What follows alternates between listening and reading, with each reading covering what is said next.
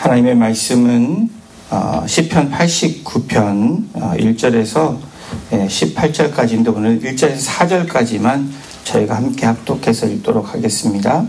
시편 89편 1절에서 4절까지의 말씀, 제가 갖고 있는 구약성경 867페이지입니다.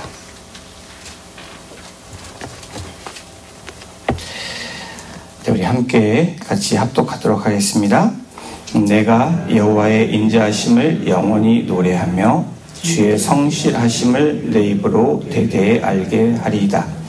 내가 말하기를 인자하심을 영원히 세우시며 주의 성실하심을 하늘에서 경고히 하시리라 하였나이다.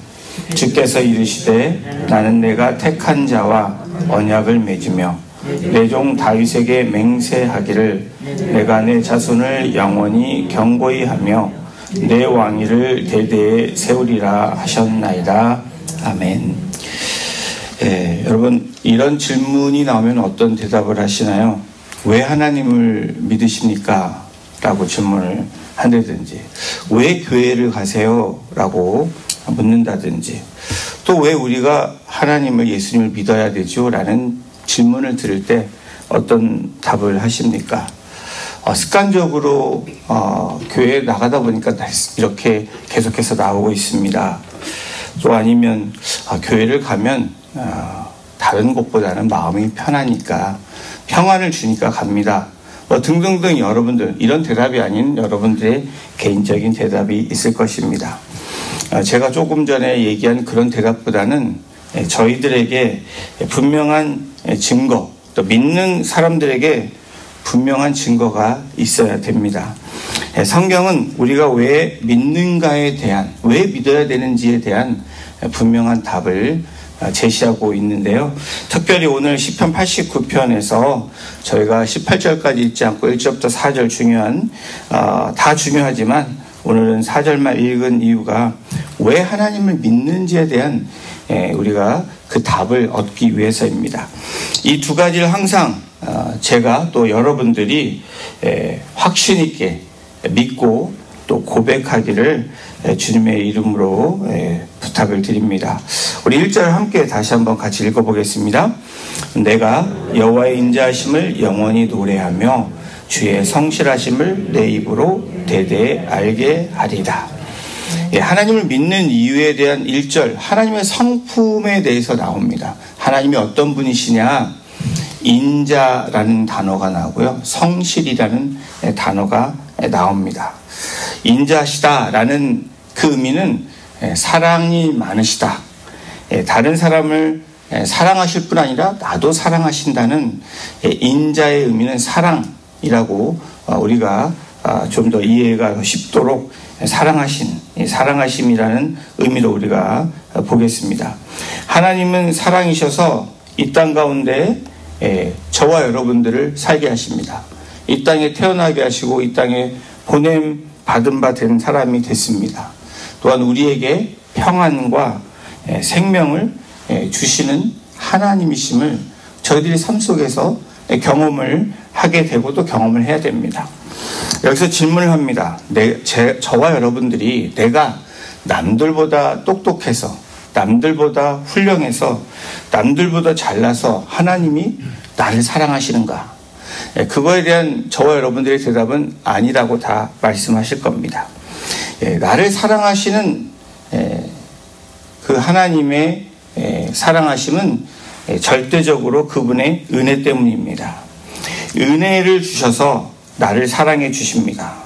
나 같은 사람이, 저와 여러분들이 그 은혜로 나에게만 주신 독특한 달란트, 능력, 은사들이 있습니다. 특별히 우리 모두에게 주신, 여기 계신 분들에게 주신 하나님의 특별한 은혜가 있는데, 그것이 뭐냐면 하나님을 아는 지식입니다.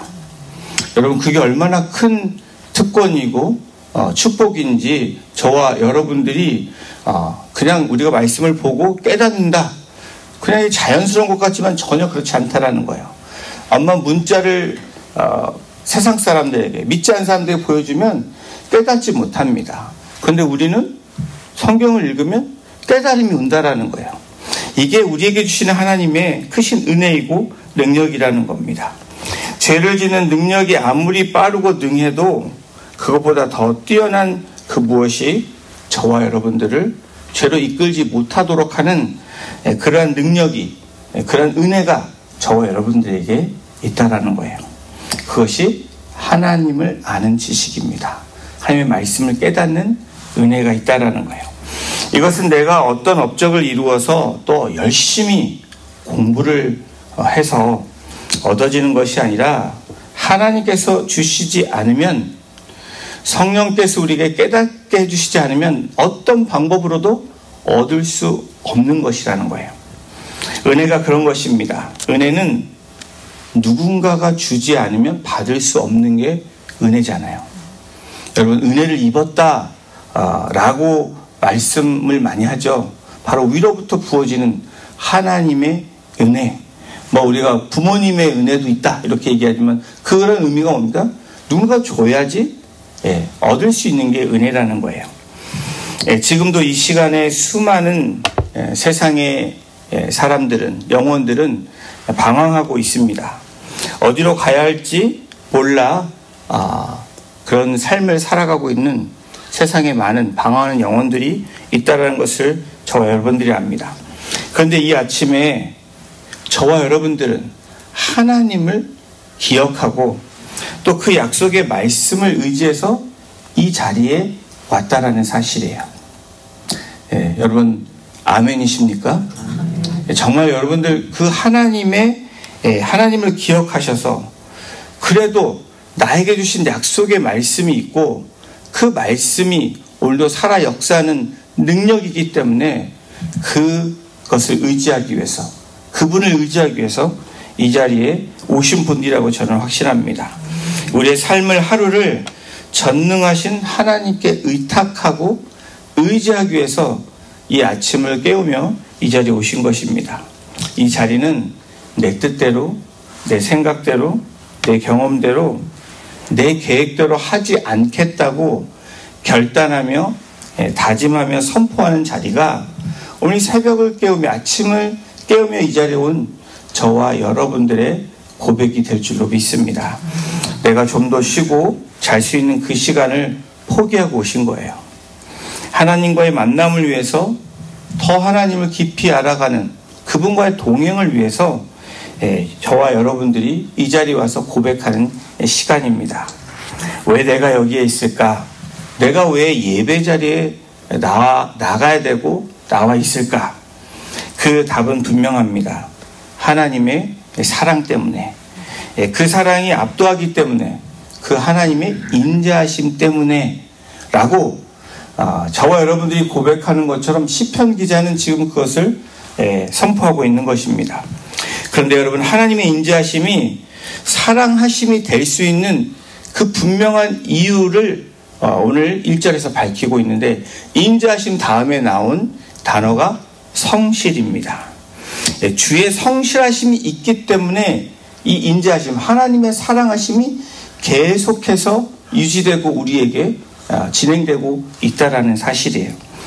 성경 구약에서 인자하심과 함께 쓰이는 메인 단어, 종합 세트, 이 단어는 뭐냐면 진리입니다.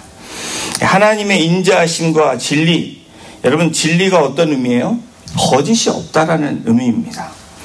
하나님을 믿는 이유가 더욱 분명해질 수 있습니다.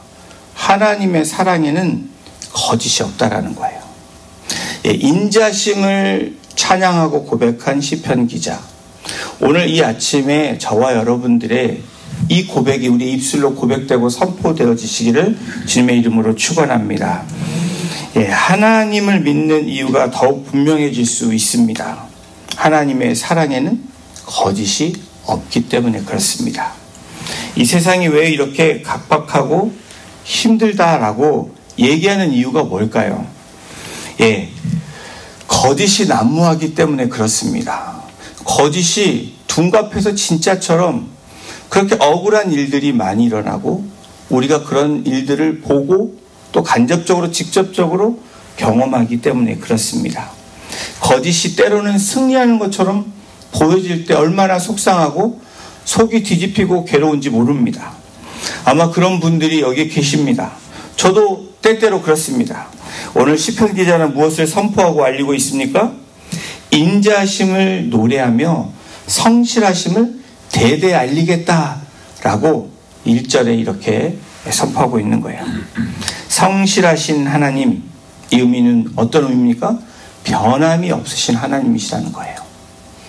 사랑이 많으신 하나님, 그 하나님은 변함이 없으신 성실하신 하나님. 우리가 하나님을 믿는 이유, 우리가 예배하는 이유, 그분을 의탁하고 의지하는 이유가 분명히 오늘 성경에서 밝혀주고 있습니다. 우리가 기억해야 하는 것이 바로 여기에 있습니다. 하나님의 사랑과 우리 인간, 사람들의 사랑의 차이는 무엇입니까? 하나님의 사랑은 진리셔서 거짓이 없다라는 거예요. 그 사랑은 꾸준히 변함이 없이 성실하시다는 거예요. 그러나 인간의 사랑은 어떻습니까? 뜨거운 것 같지만 식어질 수 있고 식을 수밖에 없는 것이 우리의 모습입니다. 사람들의 사랑에는 진짜로 거짓이 없이 사랑을 합니다. 근데 여러분 어떻죠? 이 사랑이 계속해서 유지가 됩니까? 그렇지 않죠. 시간이 지날수록 이런 표현이 그렇지만 조미료들이 첨가가 돼서 변질되기도 하고 변화라는 건 좋은 얘기지만 그때의 그 사랑이 식어질 때도 있고 또 그 사랑이 조금 변질되어서 다른 방향으로 흘러갈 때가 있다라는 거예요. 우리 결혼할 때의 데이트할 때랑 결혼하고 나서의 차이가 뭐냐? 많은 분들이 그렇게 얘기해요. 그런 분들이 아주 극소수에 달하지만 대부분은 여성분들이 얘기하기에 변했다라는 얘기를 합니다. 결혼 전과 결혼 후가 변했다. 농담 같지만 사실입니다. 그때의 그 감정이 지금까지도 유지되고 있나? 어떤 분들은 그렇다고 얘기를 해요. 근데 대부분은 그렇지 않습니다. 그런데 오늘 시편 기자는 분명하게 고백하고 선포하고 있어요. 뭘 얘기하죠? 왜 하나님을 믿는가에 대한 답을 우리에게 준다라는 거예요. 사람을 믿지 않고 하나님을 믿어야 되는 이유, 그것은 하나님의 인자하심 때문이고 성실하심 때문이다 라고 말하고 있는 겁니다. 이것을 어떻게 알 수 있는지 2절에 그것을 우리에게 말씀합니다. 2절 함께 읽겠습니다. 내가 말하기를 인자하심을 영원히 세우시며 주의 성실하심을 하늘에서 견고히 하시리라. 1절에서 인자하심을 영원히 노래할 수 있는 이유에 대해서 지금 2절에서 답을 주고 있습니다. 인자하심을 영원히 세우시며 하나님의 사랑을 영원히 세우신대요. 하나님은 그 사랑을 영원히 세우신다고 말씀합니다. 성실하심을 견고히 하신대요. 어디에다 견고히 하신다고 말씀해 주시나요?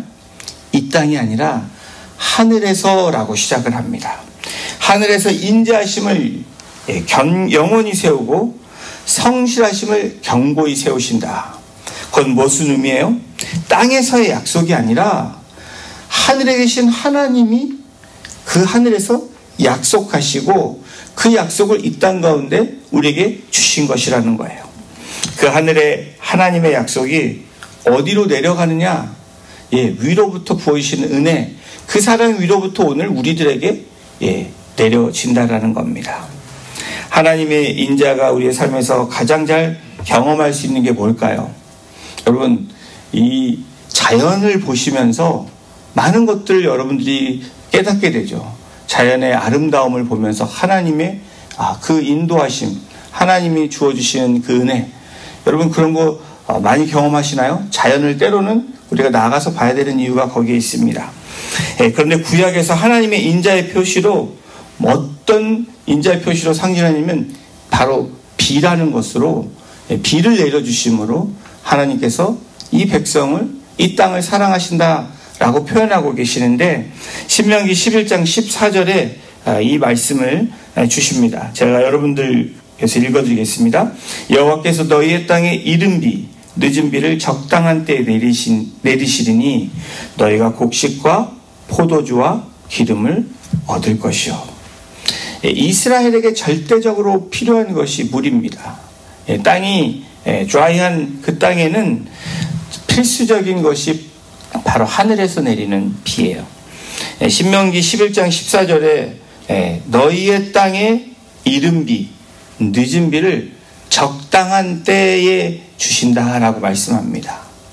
이것이 하나님의 은혜의 상징이죠. 오늘 우리에게도 하나님은 적당한 때에 우리에게 뭘 주신다고요? 비를 주신다는 거예요. 비가 오는 것을 보고 사람들의 반응이 각기 다릅니다. 진짜 비를 보시면서 어떤 분들은 비즈니스와 연관돼서 얘기하시는 분이 있고, 어떤 분들은 몸이 안 좋아지니까 비가 오면 얘기하는 분들도 있을 수 있습니다. 근데 비를 보고 우리는 하나님의 은혜, 또 하나님이 주시는 이 인자하심과 성실하심을 고백할 수 있어야 돼요. 여러분 어떻습니까? 새로운 아침이 밝아오면 여러분들의 반응은 어떻습니까? 아이고 죽겠다라고 하십니까? 아니면 아이고 힘들어라고 아침에 일어나시면서 여러분이 내뱉는 이 고백은 무엇입니까? 이 단어는 무엇입니까? 제가 한 주 전에 이 히스패닉 친구들과 만날 기회가 있었습니다. 그래서 같이 얘기를 하다가 한국말을 잘해요. 아주 능란하게, 아주 잘하는 건 아니지만 표현을 잘하는 말이 있었습니다. 한국 사람과 일하는 히스패닉이 제일 먼저 배우는 단어가 여러분 아시죠? 우리 한국 분들이 빨리빨리를 많이 외치기 때문에 히스패닉이 빨리빨리를 배우고 우리 한국 분들도 안달레를 잘합니다. 그런데 이 친구는 그 말보다 이 말을 더 먼저 배웠더라고요. 그 말이 뭐냐면 아이고였습니다. 그게 왜 그러냐 했더니 어디서 배웠냐 했더니 같이 일하는 분이 맨날 오면은 한숨을 푹푹 쉬면서 아이고 이랬다라는 거예요. 그래서 그게 무슨 의미냐고 저한테 물어보았습니다. 여러분, 우리의 삶에서도 우리의 반응이 있습니다. 새 아침을 열게 하시고 호흡을 주시고 생명을 주시고 나에게 일용할 양식을 주시고 일할 수 있는 장소를 주시고 귀한 사람들을 만날 수 있는 시간과 또 우리들에게 이 열정과 물질을 주시는 하나님, 이런 받는 저와 여러분들, 위로부터 부어진 것들을 받는 저와 여러분들의 반응은 어떤 반응인지, 우리에게 오늘도 말씀을 주시는 이유가 뭘까요? 이 세상을 살아가면서 저와 여러분들에게 너희는 기억하라, 알라라는 거예요. 누구를 알라라고 얘기해갑니까? 비가 올 때도 내가 너를 사랑하는 것을 너희는 알라라는 거예요. 하나님이 오늘 우리들에게 주시는 말씀은 뭘까요? 너 이렇게 했으니까 잘못했어. 회개해야 돼. 여러분, 그걸로 먼저 하나님 우리에게 다가오실까요? 아닙니다. 하나님은 사랑이시잖아요. 하나님께서 우리에게 이 비를 내려주시는 것처럼 은혜의 비를 내려주심으로 그 사랑을 깨닫게 하시고, 그 사랑을 깨닫는 사람은 뭐예요? 아버지를 알고 내가 잘못한 것을 기억하고 다시 돌이키는 것이 회개이지 않습니까? 비가 올 때도 내가 너를 사랑하는 것을 알라라는 거예요. 해가 뜰 때에도, 그리고 해가 지면서 달이 뜰 때에도, 별이 뜰 때에도, 또 여러분의 삶을 마감할 때도, 시작할 때도 그 하나님을 알라라는 거예요. 사랑이시기 때문에 이와 같은 것을 주시는 것입니다. 시편 기자는 3절에서 다음과 같이 이 부분에 대한 증거를 해주시는데요. 우리 3절도 다시 한번 읽겠습니다. 주께서 이르시되 나는 내가 택한 자와 언약을 맺으며 내 종 다윗에게 맹세하시기를. 주께서 말씀하시기를 택한 자와 언약을 맺으시며 하나님의 종 다윗에게 맹세하셨다라고 말씀하십니다. 3절에도 중요한 단어가 나오는데 언약이라는 단어와 맹세라는 단어가 나옵니다. 언약은 뭐예요? 상호간에 맺은 약속입니다. 하나님과 우리가 맺은 약속이 언약이에요. 일방적인 하나님의 말씀이 아니라 우리와의 관계에서 주어진 그것이 바로 언약이라는 거예요. 이것이 우리에게 힘이 되죠. 언약의 말씀이 저와 여러분들에게 있다. 나는 언약의 말씀을 붙들고 있다. 이게 저와 여러분들이 가질 수 있는 능력이고 힘이라는 거죠.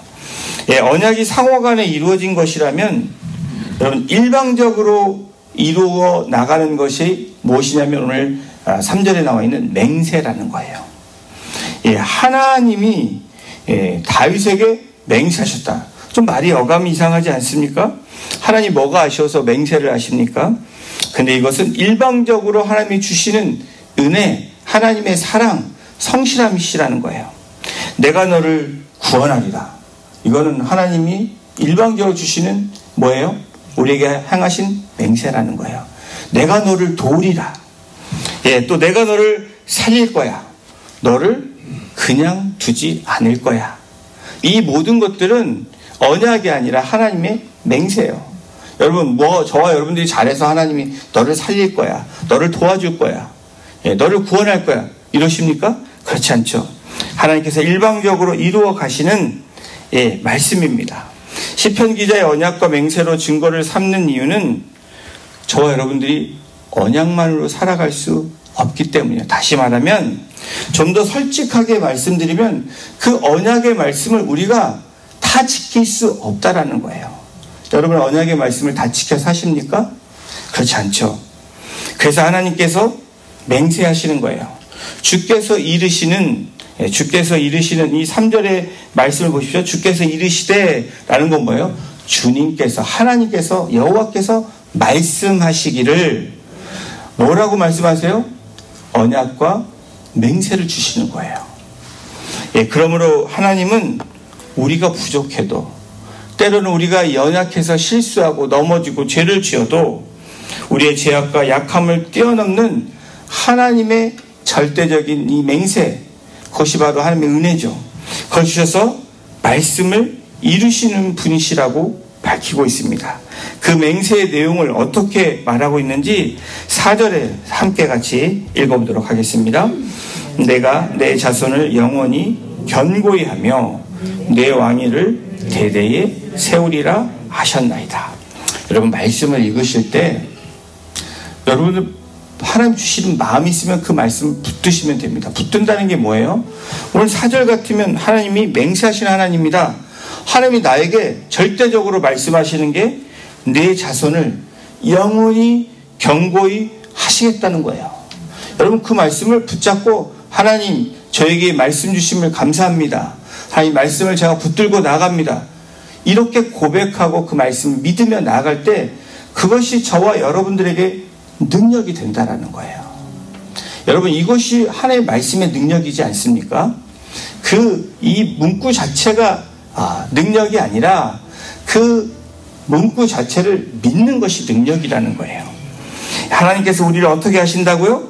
영원히 견고히 하시며 대대에 세우신다. 제너레이션 투 제너레이션으로 세워주신다는 거예요. 하나님의 도우심은 그 인자와 성실이라고. 그 인자와 성실은 영원히 견고하며 대대에 세우신다라고 언약으로, 또 우리가 그것을 지키지 못할 때도 하나님은 이 맹세로 우리에게 주신다고 말씀하시는 거예요. 하나님은 오늘 나에게 뭐라고 말씀하시나?